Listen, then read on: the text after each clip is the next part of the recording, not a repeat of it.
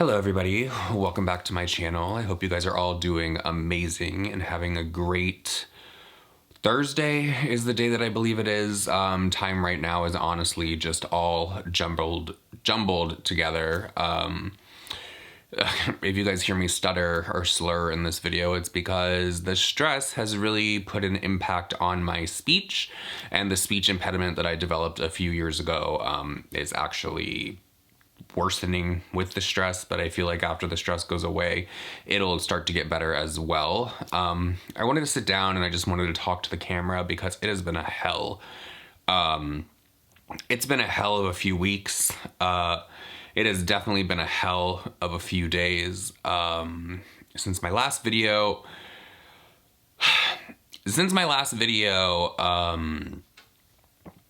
It's just been a roller coaster of emotions. I'm still upset with the hospital, but I'm putting that onto the back burner for right now. The latest with the hospital that I can tell you is, you guys obviously know from my last video that my mother passed away on August 25th at early in the morning. The only reason that I knew that happened was because I got a call from the family member that was there. It has always been my understanding that when someone passes away, the head nurse, doctor, whoever's in charge, will actually be the one to call, because after someone passes away, they have to go into the room and they have to actually pronounce the person as deceased. I never received that call. Then I find out like hours later that no, you actually have to call the security to get the deceased released, all this kind of stuff. It's a huge headache, and I've witnessed people, like friends that I have, like their family members pass away, but I never knew like behind the scenes really like what they were going through. I don't want to say that this situation is unique at all with how the hospital like treated this situation, but also like treated the family when we were trying to call and get information. And again, I understand that everyone is overwhelmed and everyone is just very busy and stressed and all of that, but something just doesn't sit right to me about this. And I feel as if like I wasn't able to get any information on my mom for 72 hours, and then it became a little bit easier, but not by much. I still wasn't receiving anything, and by easier I mean I was able to speak to somebody once or twice. But I can only imagine that there are people out there right now who are still dealing with hospitals the way that I was dealing with the hospitals over the past week or however long it was. And I just want to say that my heart really goes out to y'all. Because we are definitely in a time that is very scary. It is very different. It is very, I'm going to use the word disturbing, just because of the fact that people are in the hospital and people can't see them. It's very upsetting. I do want to say that my mother did not pass alone. Her cousin was there. And the reason that is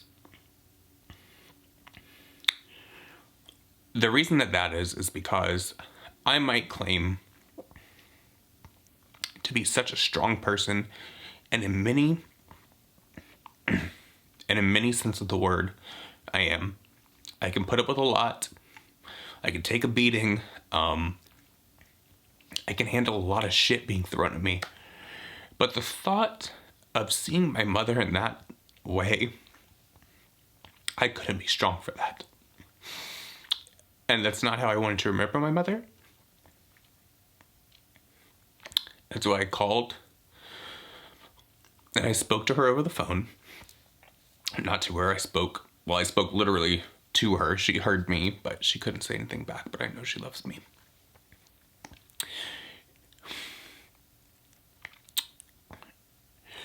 But someone was there, a family member, and she said it was peaceful, and my mom just went quickly. I was worried because all these conversations that I had with the hospital every like each time I got to talk to them, which wasn't much. Actually, the final time, same day, the same day that my mom passed away. Well, she technically passed away early, like morning, the following day, but I was still awake, so same day to me. She was telling me about like what would happen in the condition that my mom was in. I'm not going to go into too much details, but basically organs could start to shut down, and she told me the process about that and why I needed to think about the, you know, when I wanted to take her off of the ventilator, and the medications that they would give to like ease pain and make sure there's like not like she wouldn't have even known, basically. I was worried about that before I spoke to the person that was there when my mother did pass, because I was like, I didn't get the opportunity to make that choice. So I asked, was my mother in any pain? Did she?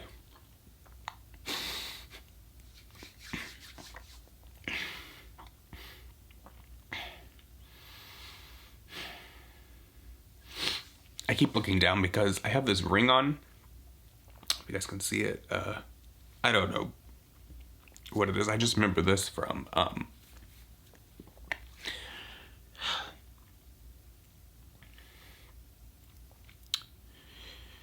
remember this from my childhood, because I was that kid.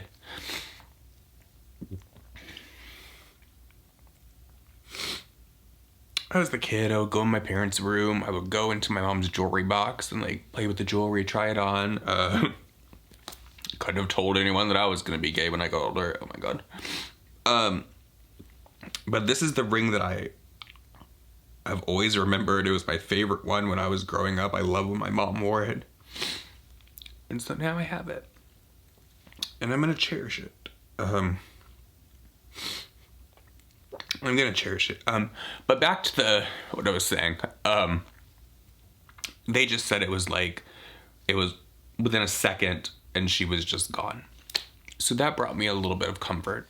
Another thing that brought me a little bit of comfort is after I uploaded my video, after I found out that she had passed away, I went into the bathroom and I just needed a minute. But then that minute turned into God knows how long. But immediately when I closed the door to the bathroom, I dropped.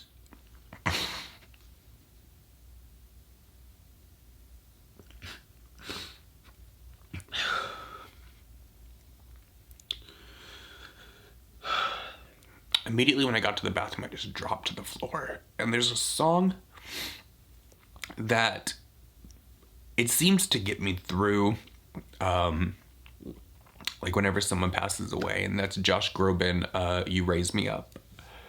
And I just think it's such a great song.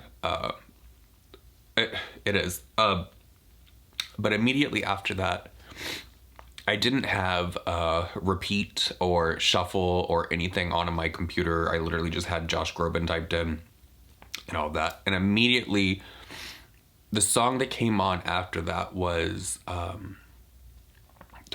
can't I think of it? It's by Celine Dion. The name is like, It's All Coming Back to Me Now. I'm sorry. Celine Dion, It's All Coming Back to Me Now. It was the song that immediately came on. And the reason that comforted me is because that was the song that every time I came over to my mom's house, even when I was staying with her for a year in 2018 and into 2019, because her husband had passed away, that was the song that my mom always played, always turned on. She had Alexa, always played it on repeat. She loved it. Immediately when that song came on, when I got back to Florida and I went over to my mom's house, the house felt cold. The house felt empty. The house didn't feel like it had the warmth anymore. And this is when my mom is still alive. Okay? And it felt empty. And immediately when that song came on, I felt okay. I felt like that was my mom.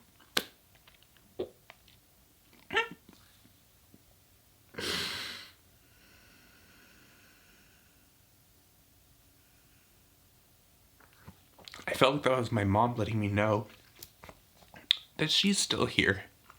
She might be gone physically, but she'll always be with me, and I know that. And it's crazy because obviously I'm here, and I have certain things that I have to do, certain things that I have to find, certain things that I have to file, all this kind of stuff. Earlier today, when I was searching for a certain document, I said, Mom, because I couldn't find it. I couldn't find it. I was searching.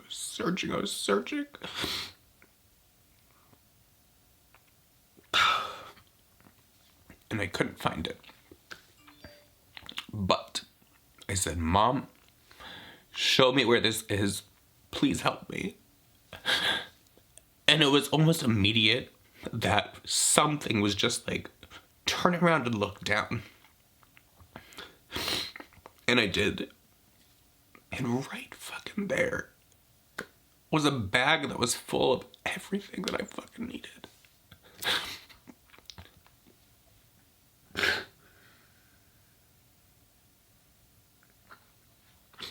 It was like,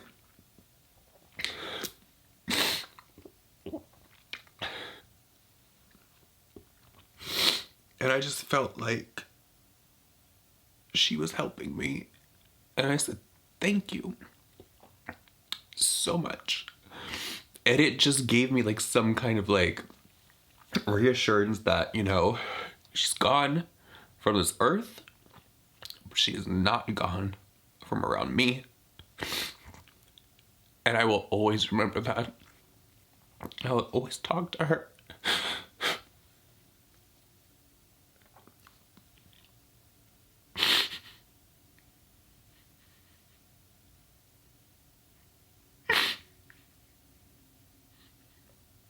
Oh, sorry.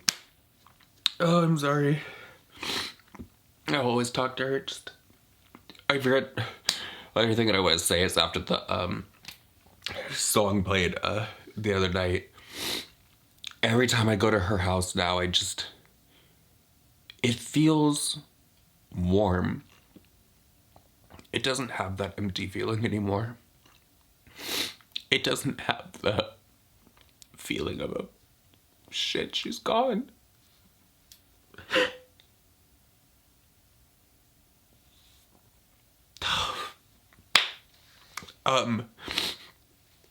I know I'm just rambling, and thank you for listening.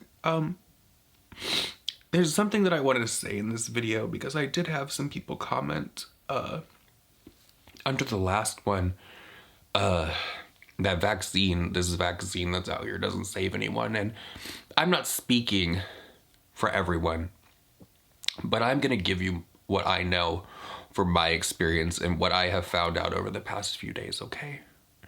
And for those that want to listen, thank you. But I'm not pushing anything on anyone. I am just giving you what I have experienced and witnessed myself. My mother was 67. And all of her friends were older than her. Okay? This guy she went to church with is 87. And this other lady that she grew up with is in her 70s. Okay? Around the time that my mom came down with this, these two people did as well. Do you know what the 87-year-old who was vaccinated did for his birthday the other week? Jumped out of an airplane because he was able to. Because he was vaccinated and got the Delta variant, and his immune system, or whatever the fuck with the vaccine, like I can't even fucking think straight right now, but whatever it was, prevented him from getting a case that would have put him in the hospital. So before you're gonna go to someone's comment section and say the vaccine's not gonna save anyone, blah, blah, blah. That man had a death sentence with that if he didn't get it. Don't tell me otherwise.